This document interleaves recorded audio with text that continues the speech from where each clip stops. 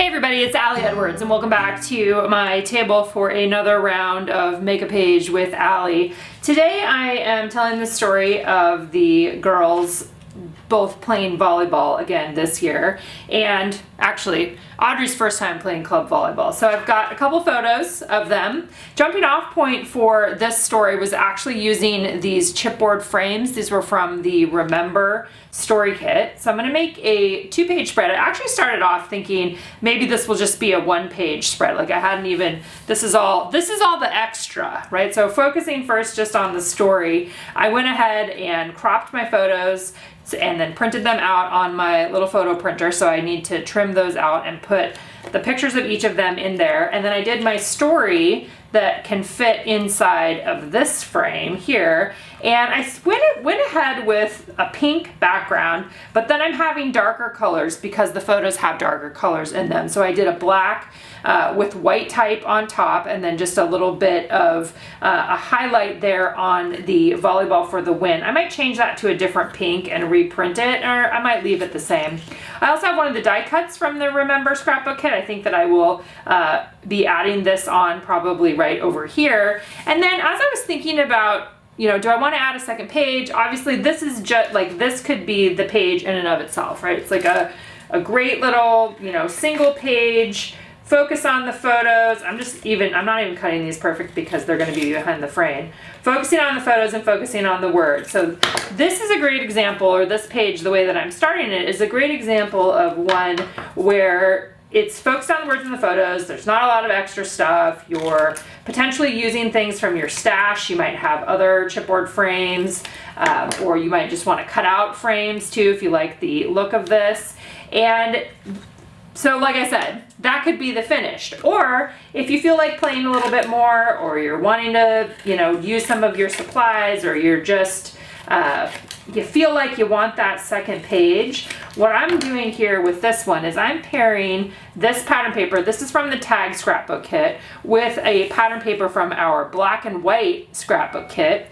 And what I've been doing this morning is using my die cutting machine, the manual Sizzix die cutting machine that I have, with an alphabet. This is from scrapbook.com, and I've been cutting out the word volleyball. So just over and over and over again. And I'm gonna, what I'm gonna do is I'm gonna lay all of these guys out on here. We're just gonna start spelling. And then I did a couple of them that are with this gold paper. This is, I think I probably got this from Michael's at some point in time. I'll see if I can find something similar that is available online. But I wanted to highlight an A and an A, and then I've got an ampersand too. There's another set of these that has the numbers. And so I'm gonna mix these in somewhere here so that we're highlighting the A and the A. And then I think I'm gonna try to find some other something that I could put on this page over here.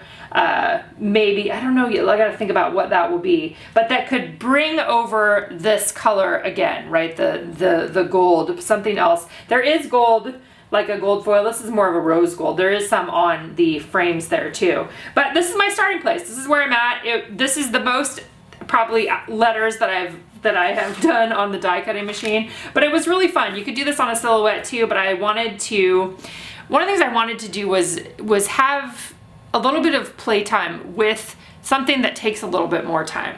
Does that make sense? Like it takes a little bit more time to do the individual letters, but it felt really fun today. So this is where I'm at.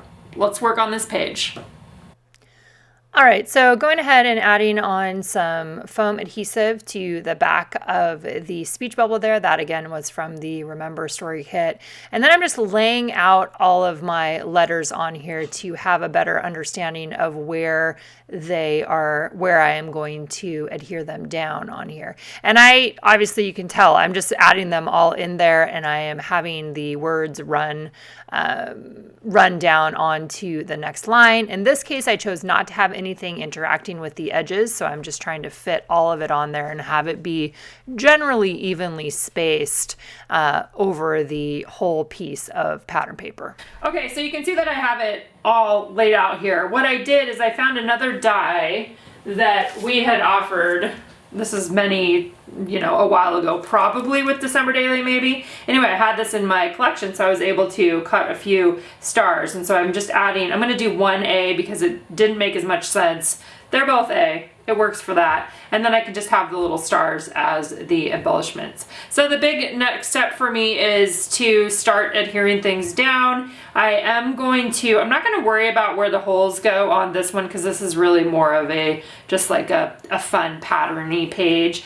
And you could do this with lots of different words, right? It could just be remember over and over again. It could be your kid's name over and over again. I think that's one of the fun things about, it could be letter stickers, it could be stamps. I've done this with stamps. Many of you guys have seen that before, like in December Daily, this idea of covering a background with that. So super fun, love how it's turning out. I'm gonna get it adhered, get it into my album, and move on to the next. Okay, so starting that process of actually adhering things down, pulling off the backs of the foam adhesive, I often leave those down until I'm ready, or leave those on there until I'm actually ready to stick it down. For the chipboard, I did a combination of things. On a couple of these, I used Scotch tape to just hold it in place. I think this first one I ended up running adhesive on the text portion there and then just using, I think I ended up putting red line tape on top of the chipboard and then adding that or adhering that down on top. Like I said, you might have chipboard frames from other releases. They might be in different shapes, but the concept of just using the frames as a literal frame, right? I kind of thought about, what are other ways that I could use these? I could make them into flip ups. I kind of considered that at first, like maybe putting some transparency over the top and making it into something that lifts up. But in the end, I was happier to spend my time creating the text-based page over there than working on a flip up for this particular page. So choices, right? We get to make choices as we go along in these memory keeping adventures. There you can see that I'm just adhering the Scotch tape to the back and then trimming off a little bit there. And then I'm going to adhere that whole thing down with red line tape to have it be very sticky on there. The next thing to adhere on there are a couple of the stars. I do end up running that die again through there so that I can have a couple more of the small stars. I really liked linking the two pages together with that glitter paper. Added one onto the remember tag, and then I'll be adding 3 of those small ones inside some of the O's on my first page that I'm going to work on in a minute here. I also looked in my stash of word phrase stickers, picked out a few, or 2 actually, one that I could add to Anna's frame and then one that I could add to Audrey's frame. Both of them were like, keep trying, every step is progress. These are probably from the One Little Word kit. Then after that, I'm just going to go ahead and adhere all of these letters down. I'm using rolling adhesive for this. A lot of times I will do the first letter and the last letter first. That's how I started that first top line. And then I did the bottom ones and the bottom corners. And then I also did the first letter of each line and the last letter of each line. It's kind of the order that I went in.